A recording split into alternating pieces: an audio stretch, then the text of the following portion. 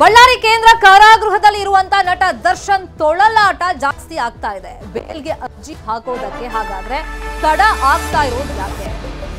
ಮೊದಲಿಗೆ ಅವ್ರ ಪರ ವಕೀಲರು ಹೇಳ್ತಾ ಇದ್ರು ಚಾರ್ಜ್ ಶೀಟ್ ಕೋರ್ಟ್ಗೆ ಸಲ್ಲಿಕೆ ಆಗಲಿ, ಆಮೇಲೆ ನಾವು ಬೇಲ್ ಅರ್ಜಿಯನ್ನ ಮೂವ್ ಮಾಡ್ತೀವಿ ಅಂತ ಹೇಳಿದ್ರು. ಚಾರ್ಜ್ ಶೀಟ್ ಅನ್ನ ಕೋರ್ಟ್ಗೆ ಸಬ್ಮಿಟ್ ಮಾಡಿ ತುಂಬಾ ದಿನಗಳೇ ಕಳೆದೋಯ್ತು. ಆದ್ರೆ ಬೇಲ್ಗೆ ಇನ್ನೂ ಕೂಡ ಅರ್ಜಿಯನ್ನ ಹಾಕಿಲ್ಲ. ಈ ಬಗ್ಗೆ ನ್ಯೂಸ್ 18 ನಲ್ಲಿ ಪಿನ್ ಟು ಪಿನ್ ಮಾಹಿತಿಯನ್ನ ನಾವು ಕೊಡ್ತಾ ಹೋಗ್ತೀವಿ. ಚಾರ್ಜ್ ಶೀಟ್ ಸಲ್ಲಿಕೆ ಆಗಿದ್ರು ಕೂಡ ಬೇಲ್ಗೆ ಇದುವರೆಗೂ ದರ್ಶನ್ ಪರ ವಕೀಲರು ಅರ್ಜಿಯನ್ನ ಹಾಕೊಂಡಿಲ್ಲ. ಬೇಲ್ಗೆ ಅರ್ಜಿ ಹಾಕಿದ್ರು ಕೂಡ ಅದು ರಿಜೆಕ್ಟ್ ಆಗುತ್ತೆ ಅನ್ನೋ ಭಯ ಕಾಡ್ತಾ ಇದೆಯಾ? ಹಾಗಾದ್ರೆ ಈ ವಿಷಯವಾಗಿ ವಕೀಲರು ದರ್ಶನ್ಗೆ ಹೇಳಿರೋದೇನು? ಇನ್ನು 2 ರಿಂದ 3 ತಿಂಗಳು ಕಾಯಬೇಕಾದಂತ ಪರಿಸ್ಥಿತಿ ದರ್ಶನ್ಗೆ ಇದೆಯಾ? ವಕೀಲರ ಮಾತನ್ನ ಕೇಳಿ ದರ್ಶನ್ ಸುಸ್ತೊಡೆದು ಹೋಗಿದ್ದಾರಂತೆ. ಇದು ನ್ಯೂಸ್ 18 ಮತ್ತೊಂದು ಎಕ್ಸ್ಕ್ಲೂಸಿವ್ ಸುದ್ದಿ.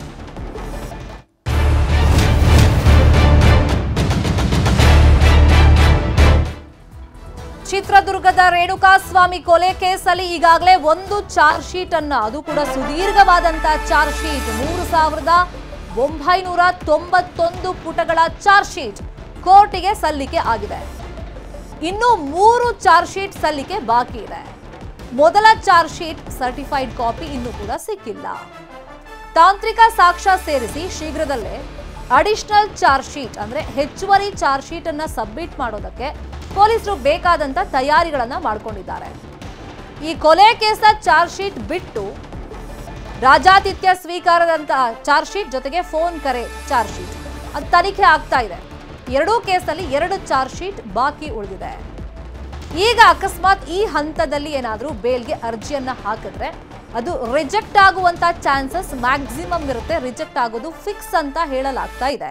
ಹಾಗಾಗಿ ಸದ್ಯಕ್ಕೆ ಬೇಲ್ಗೆ ಅರ್ಜಿಯನ್ನ ಹಾಕೋದು ಬೇಡ. ಮುಂದಿನ ಬೆಳವಣಿಗೆ ಏನಾಗುತ್ತೆ ಕಾದು ನೋಡುವಂತ ತಂತ್ರಕ್ಕೆ ದರ್ಶನ್ ಪರ ವಕೀಲರು ಮೊರೆ ಹೋಗಿದ್ದಾರೆ ಅನ್ನೋ ಮಾತುಗಳು ಕೇಳಿ ಬರ್ತಾ ಇದೆ.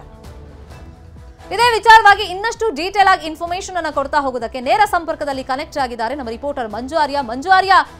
ದರ್ಶನ್ ಪರ ವಕೀಲರು ಹೇಳ್ತಾ ಇದ್ರು ಮುಂಚೆ ಚಾರ್ಜ್ ಶೀಟ್ ಸಬ್ಮಿಟ್ ಆಗಲಿ, ಅದರಲ್ಲಿ ಏನೆಲ್ಲ ಅಂಶಗಳಿದೆ ಅದನ್ನ ನೋಡಿಕೊಂಡು ನಾವು ಬೇಲ್ ಅರ್ಜಿಯನ್ನ ಹಾಕ್ತೀವಿ ಅಂತ ಹೇಳಿ. ಚಾರ್ಜ್ ಶೀಟ್ ಈಗ ಸಲ್ಲಿಕೆ ಆದ್ರೂ ಕೂಡ ಬೇಲ್ ಅಪ್ಲಿಕೇಶನ್ ಇನ್ನೂ ಮೂವ್ ಮಾಡ್ತಿಲ್ಲ. ಇದಕ್ಕೆ ಕಾರಣ ಏನು? ಮತ್ತೆ ದರ್ಶನ್ ಪರ ವಕೀಲರು ದರ್ಶನ್ಗೆ ಈ ವಿಷಯವಾಗಿ ಏನೆಲ್ಲ ಮಾಹಿತಿ ಕೊಟ್ಟಿದ್ದಾರೆ? ಶರ್ಮಿತಾ, ರೇಣುಕಾಸ್ವಾಮಿ ಕೊಲೆ ಪ್ರಕರಣದಲ್ಲಿ ಚಾರ್ಜ್ ಶೀಟ್ ಅನ್ನ ಕೋರ್ಟ್ಗೆ ಸಬ್ಮಿಟ್ ಮಾಡಿ ಆಲ್ರೆಡಿ 10 ದಿನಗಳು ಕಳೆದೋಗಿದೆ. ಇನ್ನೂ ಕೂಡ ಅಷ್ಟೇ ದರ್ಶನ್ನ ಪರ ವಕೀಲರು ಜಾಮೀನನ್ನ ಸಲ್ಲಿಕೆ ಮಾಡುವಂತದ್ರ ಬಗ್ಗೆ ಚರ್ಚೆಯನ್ನ ಮಾಡ್ತಾ ಇರುವಂತದ್ದು. ಯಾಕಂದ್ರೆ ಬಳ್ಳಾರಿ ಜೈಲಿನಲ್ಲಿರುವಂತಹ ನಟ ದರ್ಶನ್ ಈಗಾಗಲೇ ವಕೀಲರು ಕೂಡ ಭೇಟಿ ಮಾಡಿದ್ದಾರೆ. ಭೇಟಿ ಮಾಡಿ ಮುಂದೆ ಕಾನೂನಾತ್ಮಕವಾಗಿ ಹೇಗೆ ನಾವು ಸಿದ್ಧರಾಗಬೇಕು ಮತ್ತು ಯಾವ ರೀತಿಯಲ್ಲಿ ಹೋರಾಟವನ್ನ ಮಾಡಬೇಕು ಅನ್ನುವಂಥದ್ರ ಬಗ್ಗೆ ಕೂಲಂಕುಷವಾದಂತಹ ಚರ್ಚೆಯನ್ನು ಕೂಡ ಮಾಡಿದ್ದಾರೆ. ಆ ಚರ್ಚಾ ಸಂದರ್ಭದಲ್ಲಿ ನಟ ದರ್ಶನ್ ಜಾಮೀನಿನ ಬಗ್ಗೆ ಕೂಡ ಅಷ್ಟೇ ಪ್ರಸ್ತಾಪವನ್ನ ಮಾಡ್ತಾರೆ. ಆದ್ರೆ ಒಂದಷ್ಟು ತೊಂದರೆಗಳಾಗ್ತಾ ಇರುವಂತದ್ರ ಬಗ್ಗೆ ಕೂಡ ಈಗಾಗಲೇ ಅಡ್ವೊಕೇಟ್ಸ್ ಕೂಡ ಅಷ್ಟೇ ದರ್ಶನ್ಗೆ ಹೇಳಿರುವಂತದ್ದು. ಇನ್ನೊಂದು ಕಡೆ ಪೊಲೀಸರು ಈಗಾಗಲೇ ಹೆಚ್ಚುವರಿ ಚಾರ್ಜ್ ಶೀಟ್ ಅನ್ನು ಕೂಡ ಸಬ್ಮಿಟ್ ಮಾಡೋಕೆ ಈಗಾಗಲೇ ಇನ್ವೆಸ್ಟಿಗೇಷನ್ ಅನ್ನ ಮಾಡ್ತಾ ಇದ್ದಾರೆ. ಈ ಹಂತದಲ್ಲಿ ನಾವು ಜಾಮೀನಿಗೋಸ್ಕರ ಸೆಷನ್ಸ್ ಕೋರ್ಟ್ ನಲ್ಲಿ ಅರ್ಜಿಯನ್ನ ಸಲ್ಲಿಕೆ ಮಾಡಿದ್ರು ಕೂಡ ಜಾಮೀನು ಸಿಗುತ್ತಾ ಇಲ್ವಾ ಅನ್ನುವಂಥದ್ದು ಡೌಟ್ ಇದೆ. ಯಾಕಂದ್ರೆ ವಜಾ ಆಗುವಂತಹ ಸಾಧ್ಯತೆಗಳು ಹೆಚ್ಚಾಗಿದೆ ಅನ್ನುವಂಥದ್ರ ಬಗ್ಗೆ ಚರ್ಚೆಯನ್ನ ಮಾಡಿದ್ದಾರೆ. ಕಾರಣ ಏನು ಅಂತಂದ್ರೆ ತನಿಖಾಧಿಕಾರಿಗಳು ಹೆಚ್ಚುವರಿ ಚಾರ್ಜ್ ಶೀಟ್ ಅನ್ನು ಸಬ್ಮಿಟ್ ಮಾಡಬೇಕಾಗಿದೆ. ಅದಕ್ಕೆ ಆಲ್ಮೋಸ್ಟ್ 2 ತಿಂಗಳ ಕಾಲಾವಕಾಶ ತಗೊಳ್ಳುವಂತಹ ಸಾಧ್ಯತೆನೂ ಇದೆ.